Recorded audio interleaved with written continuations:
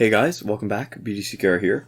This is Season 8, Episode 47 of our weekly Q&A videos. I say weekly, but we had a little bit of a break in there because I was on a little road trip, and it went a little long, and I think we just also didn't have enough time to film, all the videos in advance that we thought we were going to.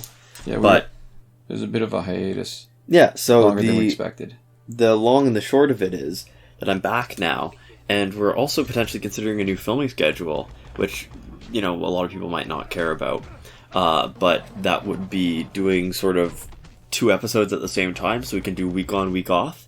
Yeah. It might be a little weird for those of you who ask questions and have to wait a little longer. Instead of a maximum of 1 week, I guess it's a maximum of almost 3 weeks, right? Yeah. To see your answered, even if we get to it right away. Yeah. So you'd be so that might be a little delayed gratification. But as a little sample of that, we have essentially that right now, where we're going to be answering some questions that might be a little older because we went back through and we're sort of going in chronological order. Listen, if somebody made a comment or had a question that was worth answering, I figured no need, they shouldn't be punished just because we had a funky schedule. It's still worth talking about, and there's still good takeoff points for conversation. Yeah, so there we go. Our first question this week comes from Gaming with Vez, and they say, have a question for the next podcast. Best Blackest Night team using all or most Blackest Night characters. And I've answered it a bunch of times, but maybe this will be sort of the definitive answer. Yeah. And something a little bit more absolute, and maybe think about each one a little bit more carefully. I think the easy part is there's one character, if you've got him, he has to be on any Blackest Night team if you want to consider it the best, and that's Blackest Night Flash. Mm-hmm. I think he's unequivocally the best with all his passive elements. All right, so first, actually, even before we get to that, basic attacks. He's fast like a Flash. Enough said. The reversing the effects of damage over time is great, although you don't always face a damage over time team. Yep. Interrupting basic damage, where you not only interrupt a basic attack against you, but you have an opening where they are basically effectively stunned. Yeah, and you can get do a free anything. Yeah, free whatever you want. And to get full health on a revive means that if you do anything with a revive, it is so much better because you just get such a bigger health pool. Yeah. Which means that your next character on a Blackest Night team, like on the best Blackest Night team, has to be Hawkgirl. For no other reason, even if she's just dead weight, even if she is Elite 0, the fact that she doubles your Blackest Night Flash, so you're not just saving him from getting knocked out. You're basically, once he gets knocked out once, he gets another life, full health. Yeah. With all the benefits that you get from having Flash. Okay, so that's like another slot in your team. Mm-hmm. So you're not wasting it. And if anything she gives you is a bonus. Yeah. And that really leaves only the third slot that's open for competition. I feel like the room for competition isn't... Sorry, the level of competition isn't really all that even. Yeah, so there's probably also one clear answer for the last one. I mean, you can pick different guys and you'll still have a good team. Right. But we're asking for the best Blackest Night team. So maybe, and we'll go, you know how you go up and down in reverse order stuff? Let me go over other Blackest Night team members, and we'll end with who's number 3. Yeah. Not even end with number 1. It's a countdown to number 3. All right, so Blackest Night Superman. He can, with his passive, he can reduce the amount of max health that the opponent has by doing a special. It's affected by how much damage he does. It's affected by, so that means it's affected by blocking. Yeah. So the problem is the amount of max health that he takes away, so that you're working with the smaller health pool. It only matters if the opponent heals, which we don't. Yeah, and it's not a big reduction at all. Right. So it takes too long to actually make a difference. So his passive is basically, at that part of his passive. The other part I often forget, and the little bit of research that I did for this this discussion was that the Blackest Night characters are immune to unblockables and gain health for every knocked out opponent. So that being immune to unblockables is not bad. It's a bit of a defensive ability. Yeah. But I guess it would matter more if you were having trouble against Cloak of Destiny or Luchador Bane, like a Tag and Nuke. Yeah. But for the number of times that we've actually run into that problem, I don't think it's actually it doesn't matter in the fights that we have. Yeah. Because it's so easy to counter by having, just having a multi-hit special, which most of our teams are based around. Mm-hmm. Multi-hit special that is still in progress when Bane tags in, and that's just as good as being able to, as being immune to unblockables. Yeah. And then the third part of the ability is obtaining health for every knocked out opponent. Yeah, for other Blackest Night characters, which again is one of those things. If you've already knocked out an opponent, there's only 2 left. It's the same thing with the Soul Taker sword, right? Yeah. Where it doesn't matter that much most of the time, and when it does matter, you're probably already doing something wrong. Yeah. And in that case, right, it's hard to make a case for a scenario in which you really need that health, but that's all the health you need. That's not going to happen very often at all. Right. And when it does, it's going to slow down the fight if you lose. Right. So I feel like it's, as likely to make your fight longer and have you lose anyways as it is to, come in clutch and be the thing that saves you. Yeah. And that's a problem you run into with Blackest Night Martian Manhunter too, where the effect, he cycles through different effects. It doesn't have enough of an impact on the fight. So it's neat to see it. When you're fighting, it's a bit of a hassle when he tags in that his damage that he takes is reduced. But, you wait out those few seconds and basically the rest of his cycling through abilities, life steal, power drain, or power generation boost, it makes no difference. Yeah, because you're going to be playing the exact same way no matter what. It's hard to set it up to take advantage of it, and it's not... And each individual thing isn't that much better than a regular passive. So what it is it's less dependable than regular passive, while not being that much more utility than regular passive. Right. I mean, technically, I guess you can do more different things with it, but practically, those don't actually help nearly as much as just one thing that you can rely on. Right. So, and then you've got Doomsday, Blackest Night Doomsday, and when you boost his special, boost the damage, that's great if you just did it. The fact that you have to wait so long that you have to be in the fight for 20... He has to be in the fight for 21 seconds to get the benefit of the boost, means that you're looking at either really long fights in general, or short fights where he's got no advantage to his passive. Yeah, so, it's another one of those things where theoretically good, but practically you'd rather have a non-conditional passive. And that's with most characters, right? Is that if you can use something reliably without any conditions, without having to, do anything special, or if it is something special, something that you can do consistently, right? Then that's cool. But if it's not consistent, or especially not in a controllable way, then it's not super helpful. So, which leads us to, if people have been keeping track and counting, that's Blackest Night Batman. He is our number 3. Yeah. And so, despite what you just said about something that happens sometimes, he's got a 10% chance of unblockables with every teammate that's on his team. So that's a 30% chance. 1 in 3 hits is unblockable. That's pretty good. Yeah. Especially with multi-hit specials. And the other part is that he does increase damage to opponents, and so their health, when their health depletes. As you knock them down, they get weaker. Your hits do more damage. Yeah. Which is interesting because from a historical perspective, he used to have worse stats, and his passive used to be that he does increase damage. I think after midnight, between midnight and a few hours before, the first thing in the morning. Which was weird. It was. It seemed to motivate you to play during times where it was less healthy for you to be playing. Or just change the clock on your device. Yeah. And so this is one of those few examples back when the developers actually cared about the game that they did the opposite of nerfing. They buffed characters. Yeah. And it's been a long time since that happened. Mm-hmm. And I miss that. But I think this is it. I don't think there's really anything else that you can say. It doesn't matter how you gear them.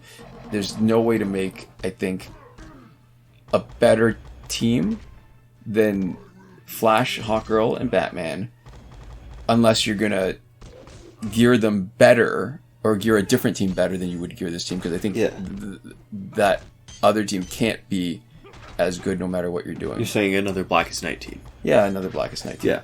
And I will say, when I was saying, for the other ones, when I was talking about stuff that only triggered some of the time or stuff that you had to do something special, with this, it's only some of the time, but it's enough that it does actually make a difference in, your average fight. I would say there's an opportunity for it to make a difference in. Yeah. And you don't have to do anything special. It's one of those things that you play the way that you normally would, and it just gives you the benefits. Yeah. And it's a good sort of playstyle conducive to doing well, whereas, the longer fight to benefit is something that you never purposefully do. Right. If you're playing in... Well, unless there's a world in which playing longer fights is for some reason more fun for you, like inherently, intrinsically, or you have some other special reason to stretch them out, there's no sort of just within the game reason to make your fights longer. Right, because unless you've been playing for forever, by which time you're probably burnt out from the game anyways, then you're trying to get stuff. Yeah. And it means getting through stuff faster because there's a limited amount of time to do all the things you need to do. So if you're not playing fastest, then you're potentially missing out on progress. Yeah. And, even having fun to not complete fights as fast, waiting 21 seconds to have your ability activated isn't very much fun. Yeah. If there was a really complicated set of steps that you had to do to make your guys super powerful and then blitz the enemy, I can see why that might be potentially fun or engaging. Yeah. But sitting for 21 seconds... is not it. And I mean, to be fair, you get incremental increases, right? 7 seconds, 14 seconds, and 21 to get the max. So you're still getting some benefit. It just isn't enough to feel like it makes enough of a difference in the fight. Especially when, you look at some of the other passes that are out there. Yeah. So there we go. Our next question comes from Juan Loaiza. And they say, "Hey BDCKR, I hope you're doing well. I'm currently at a damage check in the game. I can't get past battle 52 because my damage seems to be too low. I don't know which of the following I should do. 1. Farm challenges for credits/promotions of characters. 2. Focus on online for gears. I've got half a dozen upgraded 4.5 stars. 3. Or a mix of the two, spending the credits on gear lockers for more shards and upgrading multiplayer gears. Or if you guys know any other strategy that could help me. Long-time listener, much love to you both from Toronto," which is, our sort of zone. Yeah, our greater area. Is that ambiguous? Is it clear that Juan knows we're in the Toronto area, or is Juan in the Toronto area too? Juan's from Toronto. Much love from Toronto. Yeah. Okay. No. Listen. I think the way it's written is unambiguous. I just think that the fact that it would be such a coincidence that Juan is in the Toronto area and so are we. Is it a coincidence that Juan is in the Toronto area? Because Toronto has millions of people, and the greater Toronto area has isn't that one of the largest population density Oh, for sure. It's just that I've looked at some of the stats from the people who watch our channel, and the great majority of them come from the States. Yeah. I don't even think Canada's number 2. I think there's the US, it might even be UK's number 2, and there's just Canada's a distant 3rd or 4th. If you're here at this point in the video, even if you're not Juan and you feel like commenting, let us know where you're from. We know what our general watch statistics are, but you guys are the elites who watch at least 13 and a half minutes. Yeah. Or don't. We're the comments are just for our own personal interest, but they're also for engagement, so maybe that makes it feel a little fake and like a ploy, like I'm just trying to get you to comment anything. We don't mind. We like hearing from people, but also if you don't want to comment, it's no skin off our nose. Yes, no, I think one is from Toronto, probably. It makes sense that there's at least one person from Toronto, and I don't know why you'd say much love from Toronto if you weren't from Toronto. Yeah. It feels like a weird... No, but I guess maybe it is ambiguous, because the way it's worded, much love to you both from Toronto. You both of us from Toronto who are from Toronto. So you think that Juan is just saying, I know you're from Toronto. I don't know. That doesn't make sense to me. That seems like a really I think it's weird pull. It's a weird stretch, yeah. So I guess... Much love to you, father and son. It's a weird thing to just say, I know information about you. So you both Torontonians, yeah. Yeah, no, I doubt that. So to answer Juan's question, though, I think the fundamental underlying principle is that gears, you cannot go wrong.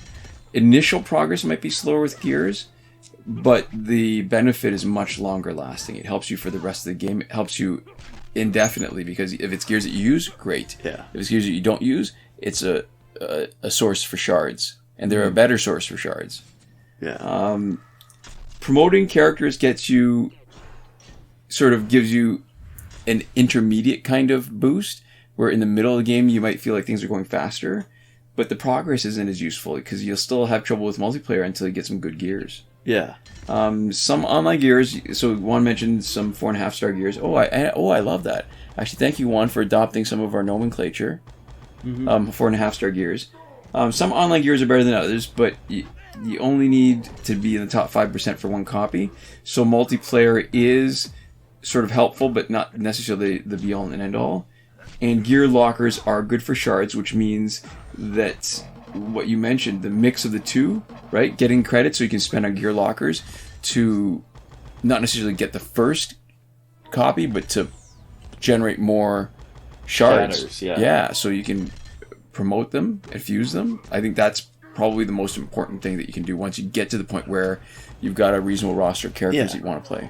Especially for building sort of your long term. It's the best thing that does both, because in your long term, there's going to be probably a relatively small number of teams actually that you end up liking, and so in general, leading up different characters is good if it turns out to be one of those long term teams, and not as much of a good use of your time if it's one of those teams that you don't use. And I mean, you can play everybody, right? I think part of the fun of the game every once in a while is stepping back and playing just with whoever you want.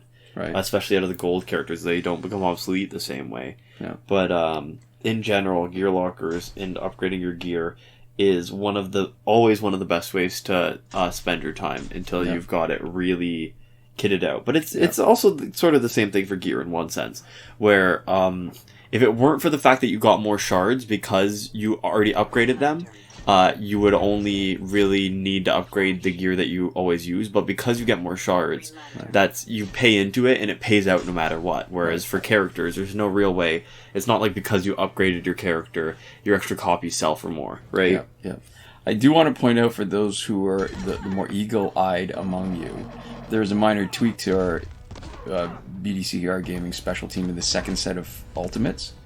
Compared to last week and compared to the first one, is that the hyperspeed plated suit was switched out for Necron Scythe because of the potential of sort of leaning into his passive, so that around the time it triggers, there's a chance that Necron Scythe will trigger for the low health basic damage effects, which would be kind of cool.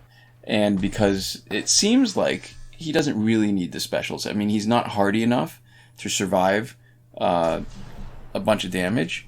So instead of that, maybe we can potentially trigger the one revive and do a huge amount of damage when bullet time kicks in. So anyways, that was a minor point I wanted to make. So there we go. Our next comment comes from Anush Makam, and they say, "Hi BDCKR, I have most of the characters and a few really good ones at Elite 7 and Elite 9/10, but I'm severely lacking on good gear cards, and the few good ones I have are not upgraded a lot because I don't have green shards. How do I get a lot of shards and good gear? Is grinding online and or getting lucky in Survivor the only way? P.S. Love that you're one of the few entertaining people still playing this game and doing constant updates." And then a follow-up question, or follow-up comment, sorry. Follow-up, a way to get shards is to evolve 1 and 2-star gear and shatter copies of that, but I don't have shards to do that itself, so I'm kind of stuck. So we answered this already a little bit, but I think it really brings home the point where it's to me, the game has evolved so much so that if you started playing originally, it was a way to keep you interested. And if you're starting to play the game new, it can be a little bit overwhelming because it feels like there's too much stuff to do. Yeah, there's too many layers. It feels in a lot of ways kind of like when you have like an MMO or something, right? Where there's just so many features and so much stuff where it feels like there's such a learning curve when you first get into it. Yeah. That it's really tough. So, I mean, yeah, the problem, there's no real silver bullet for this, right? It's you buy a lot of gear lockers, and that means getting credits. Getting credits means either the challenge, which is more efficient for credits, or bonus battle 6, which is efficient for credits and health. But there's more limitations on the number. You have to have a good enough team to be able to do that.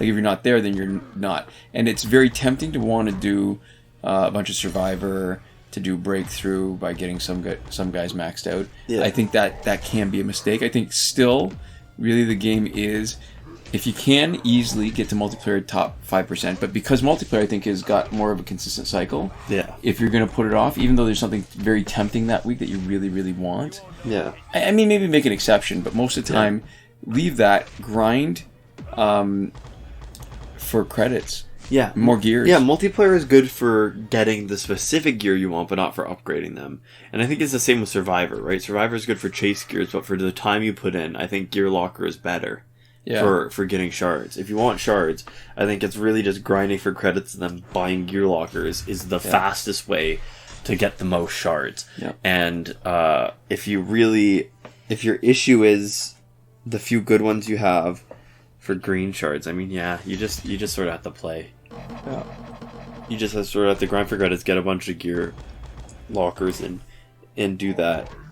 And the good news is, if you got a bunch of good characters, you know, you're struggling in online play, or I guess I'm assuming you're struggling in online play, right? Mm-hmm. You don't need to grind online that much for getting your gear shards and getting those gears upgraded. You can do most of that probably in multiplayer or grinding in the single player campaign.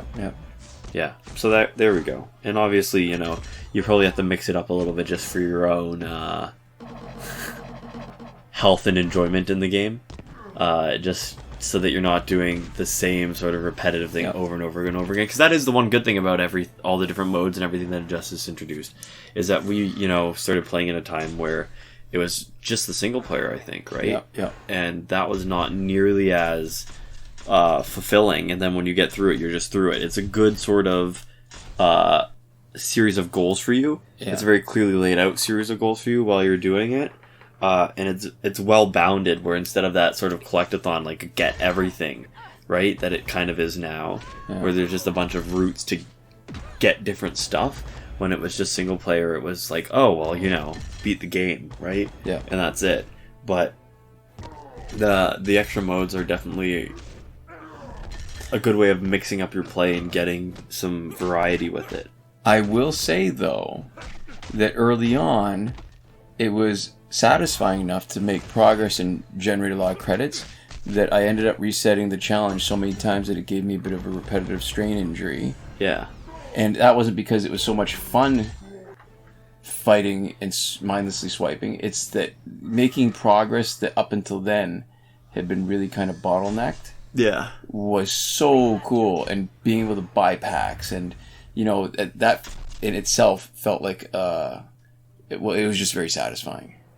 It felt like progress. Yeah, I mean, well, the packs are literally set up like gambling, right? Yeah. So clearly it scratches an itch, and you're not a gambling person in general, right? No. But I think in sort of the context of games with this, I think the reason why gambling is less appealing to you and me is that what you're putting into it is money, and what you're getting out of it is less money.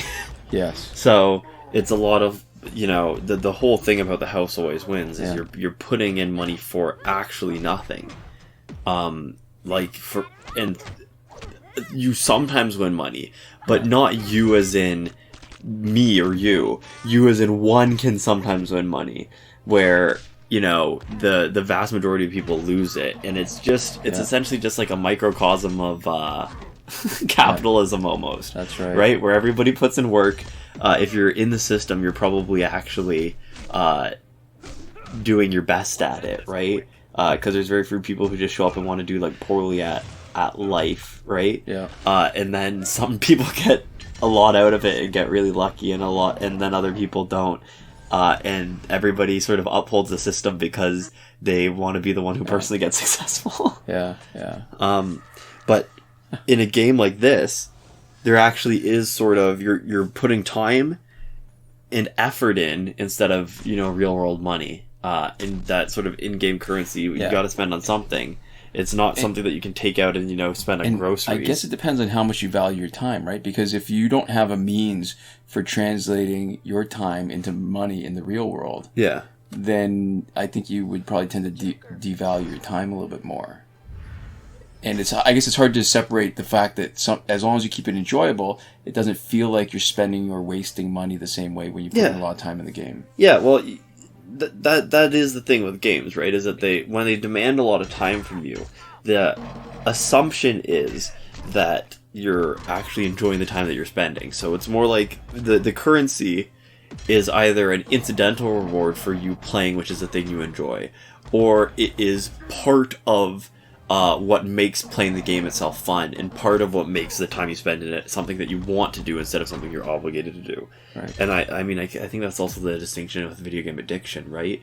Where you can reach a point where you're doing it just because that's the thing that you do. Yeah. And it's not necessarily something you're enjoying the same way, but it's just something where that's how you spend your time. Yeah, I felt that way about Injustice 2 really quickly. Like, I was wasting a lot of time doing stuff that I didn't want to. Yeah, I mean, we're getting really off topic here, but we're like that really is a rut that you can get into with video games. It's easy to hit a point where you're spending time and you're not really enjoying yourself the same way, but it's the thing that you're doing, so you keep doing it. Yeah. It's like almost like a sunk cost fallacy thing, but not quite. I mean, there's a lot of games, if it's like a game with like an end where you've gotten like 80% through it and you're not really enjoying it, but you kind of just want to see the ending. Yeah. But there's a lot of other stuff with multiplayer games. I would sometimes realize when I was playing them that I wasn't actually enjoying it as much as I used to. And it's easy to fall into that, especially if it's like a social game where you're playing it with your friends, where you go, I'm not loving this as much anymore. But it's a chance to hang out with your friends while they're playing it, so you stick around longer than you would have if it was just a game. Yeah, and the good news is I've got pretty cool friends with that, so when we do play games together, people just say, I don't really like playing this game as much, and we'll do something different instead. But I felt that way, total tangent, about Overwatch after a while. I really, really love that game. I played it, I wasn't really on my radar, and then I played it during the beta. And I was like, and it really clicked for me, and I loved it for a while. And then I played a lot of it. It was the main game that I played with my friends for a while. Yeah. And then it reached a point where I just wasn't having that much fun. And I think part of that was that I was not actually that good at the game. And so I would win some games and I would lose some games, but it was a lot due to the matchmaking. And when I was on the back foot and we had a team that wasn't as good, or just a round in which we were struggling, I wasn't actually good enough to be able to do a lot to turn it around, which made it feel more out of my control and made it feel more like I was just doing a series of tasks and then sometimes winning and sometimes losing. But I think that's an important thing, and you can definitely, with what we're talking about with how games are like these games with their like packs are essentially like little mini gambling things. Yeah. I mean, it can scratch a certain itch, right? We've talked about that sort of the way that you almost a little obsessively collect stuff, right. And with that gambling itch, it's easy to reach a point where you're just doing something because it's the thing to do. Right. And I think that's an important thing with Injustice. We had one of our viewers actually a while back, and a really sort of great friend of the channel, iProfit, right? Watched us, was a patron, did everything, and at one point had to take a step away from the game because they just realized that they weren't enjoying it anymore, and they took a short break from it and realized that they actually felt a lot better not playing it than they did playing it. Yeah. And part of that meant take a step away from our channel, which we totally got. Oh yeah. And so, I mean, this is a good time to check in with people. Think about your habits, and if there's anything that you're doing because you do it and not because you enjoy it, and maybe if you feel like you're in a position to do so, live a little more intentionally and try to point yourself in directions. Not even necessarily, I'm not talking about like self-improvement even, because that's a whole other thing. But even just choosing something that you do enjoy. Yeah. We got free time. Sometimes it's very easy to sit on the couch and watch Netflix all night and then look up in the morning and go, I don't know if I had a good time. I don't really remember I don't know what that. just happened. Yeah. And so, nice check-in. And if that means not watching this YouTube channel or not playing Injustice anymore, that might be that for you too. But, find the things that make you excited and happy. And if you have the resources to do them, hopefully you can find one that's either free or cheap enough that it's a sustainable source of a way to spend your free time. Be intentional. Yeah. And because I like to pay attention to what's going on the screen too, not this fight, but the last fight, you really saw the value of Pickle Suit Doomsday. Yeah. Where he ate 2 supers, didn't even sneeze. and he was the last man standing, and each time he ate a super, he got a bar and a bit of power back to give him just enough to survive and win the fight. So I just wanted to point that out. Yeah, so there we go. That's my next question. I think that's a good message, though. As far as things we could tell you, I think that's probably more important than most injustice things. And it's something that's easy to forget. I definitely fall into that trap sometimes, and I think we all do. Yeah. If it weren't for YouTube, injustice would have been that for us too, anyways. I think it's a good thing. The analogy of, life and a lot of other things being a marathon is really useful, because if you don't pace yourself, then I think it's not just that you end up losing the joy in what you're doing.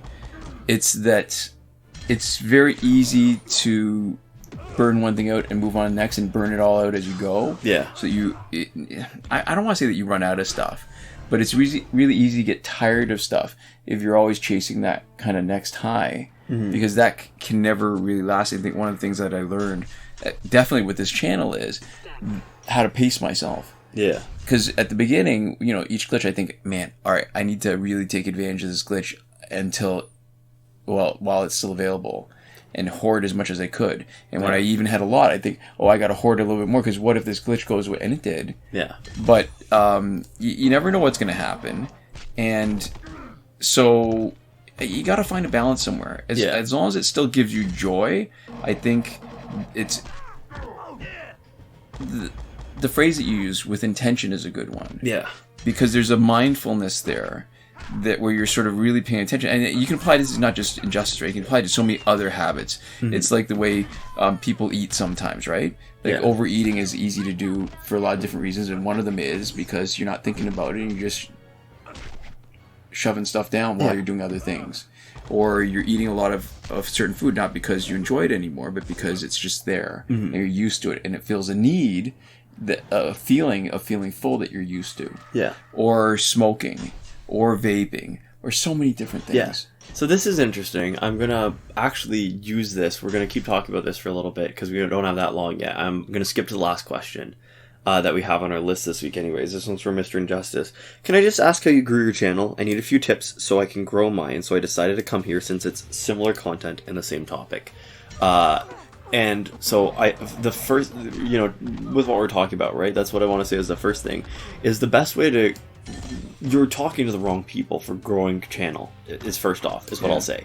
Is because there have been multiple times where we've understood what a way to grow our channel would be, and intentionally not done it for one reason or another. Yes. And so, having more clickbait, right? Having more, list videos, right? There's certain types of content that just get more engagement that we haven't made because we didn't want to make them. We didn't feel like making them. It wasn't enjoyable.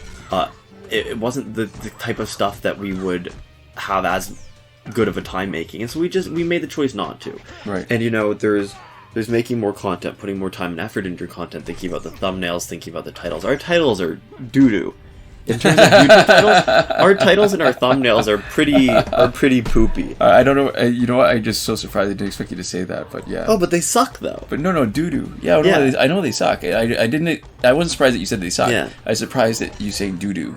Okay, yeah. That was good. But the point, our thumbnails are incredibly utilitarian, and our titles are that's our aesthetic. Aggressively uninteresting, right? Yeah. They're descriptive, but they're awful in terms of YouTube titles. And I, have seen YouTube titles. I know what you're supposed to do with YouTube titles. We don't. Because we know what draws our eye when we're on YouTube looking for stuff. Yeah, and it's absolutely not stuff organized the way ours is. Our stuff is organized like archival footage. We look like we're using a modified version of the Dewey Decimal System for organizing our YouTube videos, but we do it because it makes it easier to search for us, and it's a clear layout, and it makes us be able to spend our time making the videos and not thinking about the stuff surrounding the content. So that, our first answer is do what is sustainable to you and do what you enjoy, right? And if your channel... if you have to, if researching and figuring it out what makes your channel grow is fun to you, and then applying those things, then that's great. But we're not the right people to ask because we don't do that. We just do what we enjoy and what's sustainable, and we let whatever audience is going to come to us, and that's how we actually like doing this, because we do it like a hobby with people watching us sort of coincidentally, and that's the mantra that we've used. So we're a bad person to ask how your channel grows. But given that... I actually have a few things to say about it, but I think we're running out of time, and I don't want to get into the habit of running over too much. I want to come back to the next episode, I think. But it's an interesting question. And I actually, this is the first time I'm hearing your answers, and I find a lot there to agree with, but... I hope so. Yeah, because if we had different ideas about what this channel was, I mean, it'd be a little late to talk about it. Well, but it would have been a funny confluence of stuff where we actually, despite coming at it from different directions, we still found something to take out of it that was the same. Yeah. Still cool. So there we go. So that's the end of our video content. I'd like to give it a shout out to Eliza Kitchen Reno Caton. Her kitchen is being renovated, so her food situation just got significantly more bleak. This shout-out was brought to you by loud noises and a lack of running water. Oh, God, lack of running water. Yeah. Yeah. And, so there we go. We'd also like to give a huge thank you to all the lovely folks who support us on Patreon. Thanks for sticking with us through the hiatus, especially. That's a big thank you to Victor Gomez, Consul Peasant, and Edwoon at the top tier last word, Sinemac and Mohammed Albshaiti at your message here tier, Shawn Farrell, Daniel Simonson, Aaron Maule, Michael DeVries, Brandon C., Irvin Ruiz, and Eddydoo at the credited level, and Chris Wolf, Scarlett Danny, Awesome Gamer 241, Pavu RS, Gavin Malott, and Isfar E at the gratitude level. Thank you so much for watching, and we'll see you next time. Komoda.